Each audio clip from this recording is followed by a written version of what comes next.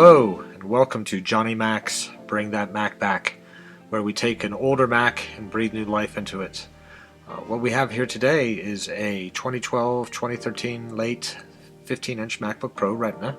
It's well loved. The battery's starting to swell. I can actually feel it through the case, as well as the liquid damage to the keyboard. These keys are unresponsive as well as pretty sticky. So we're going to do a top case replacement as well as a battery replacement today. And so we're going to take a look and get started.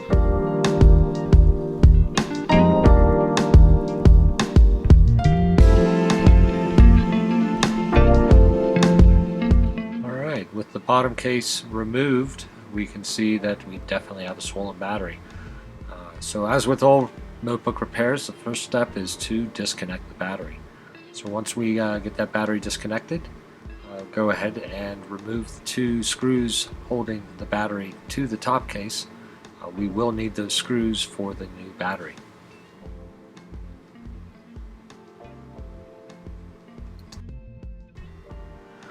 With the battery disconnected, I then move on to basically stripping down the machine to its bare components. The idea is I want to get the logic board, the fans, all the components out of the existing top case and moved over to the new one. Easiest way to do that is just to go through and just, if it's got a screw, just remove it. Left I/O board, hard drive, Wi-Fi card, fans, related cables, all of it's got to go.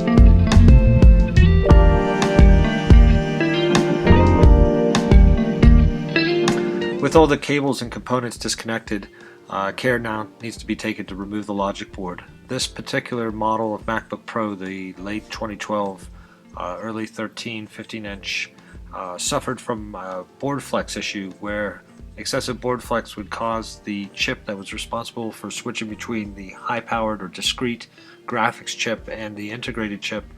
That chip would come loose from the logic board from excessive board flex. So definitely be careful when you remove the logic board at this point, because there are no more new parts for this product and it is incredibly hard to fix.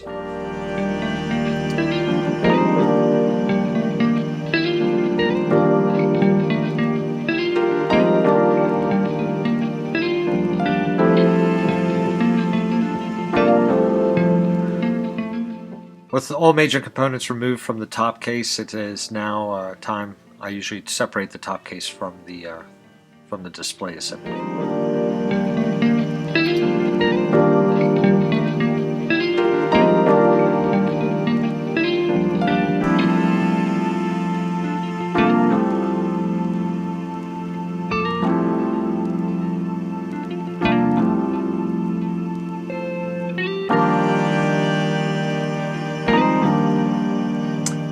And don't forget, when swapping top cases, don't forget to replace the speakers as well as other related hardware such as the microphone, and in the case of the late 2012, early 13, 15-inch Retinas, the audio jack board. It's better to remember them now than try to shoehorn them in later.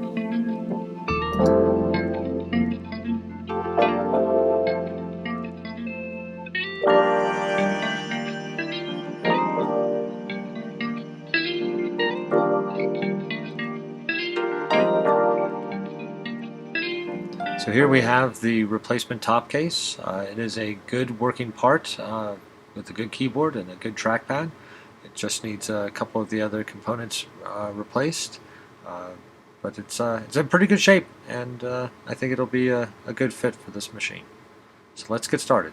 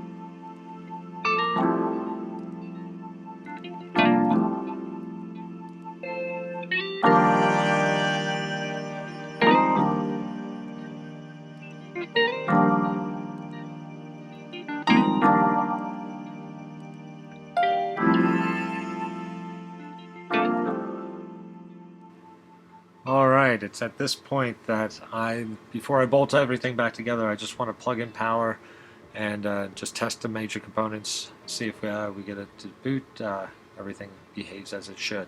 So let's power it on and see if we get an apple.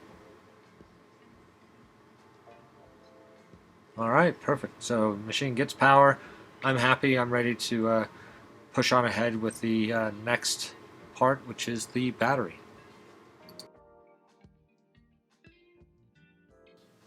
For batteries, I like to use newer technology batteries. The main reason is the warranty. Uh, all their batteries, they offer a 1-year warranty. So that's typically 3 times as long as Apple's batteries, four or five times longer than anything you'll find on eBay. They're a little bit more pricey, but again, overall, I'd rather buy a battery that I don't have to replace as often and pay a little bit more for that than to buy a battery that I'm just going to have to go through the same process every 6 months to a year.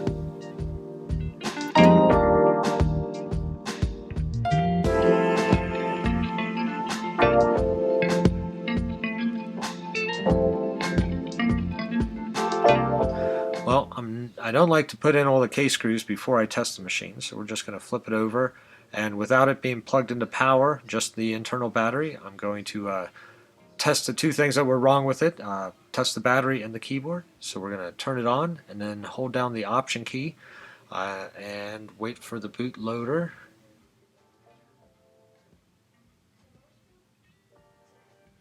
And there's the bootloader. So the keyboard is seen by the system as well as the battery. So we're going to boot this up and run some diagnostics.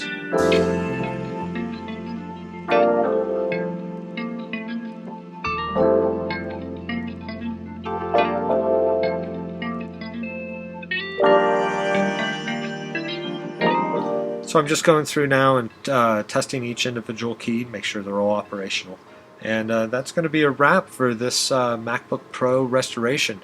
Realistically, there's about 4 more years of usefulness left in this machine. What defines the usefulness of a Mac is not necessarily how old the Mac is, but how old the latest operating system it can run. And the latest software this Mac can run is the Catalina, or the 2020 operating system. The internet and the industry support the operating systems for about 4 to 5 years. So by 2025, this machine's probably going to be about at the end of its line.